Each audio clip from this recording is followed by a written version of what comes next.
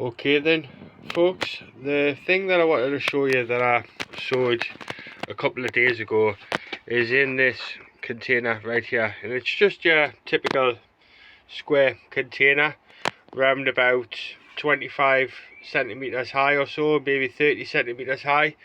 But in here I've sowed a load of radishes, and I spaced them out quite evenly, and then I sowed one seed per location. And as you can see, these little radishes, even though I only sowed them a few days ago, have poked through and have started to grow. And I just used some garden soil and I filled it round about 3/4 of the way up, and then I saved some seed sown compost, and then I sowed these radishes that you see right here. Now in the month of March the nights can be really cold, so sowing radish in my area is usually something that you do in April and beyond, and you can sow them in the spring outdoors in well prepared seed areas or well prepared beds.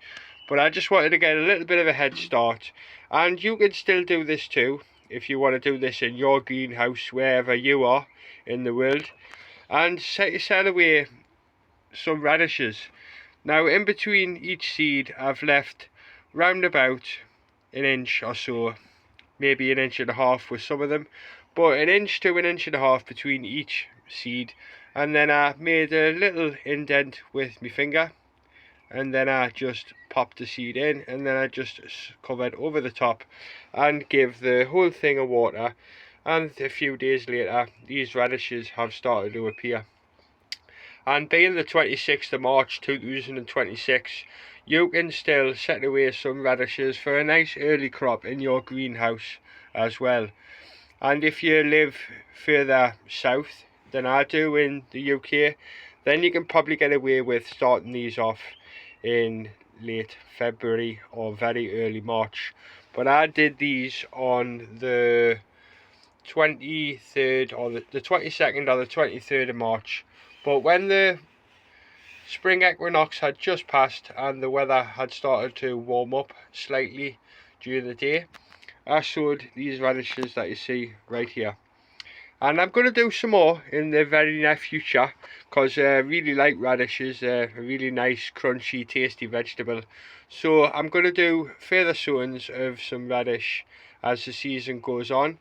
And I'm going to set away another container either in the greenhouse here or the greenhouse at home. So that'll be a video that you can tune into in the very near future for a video for another day.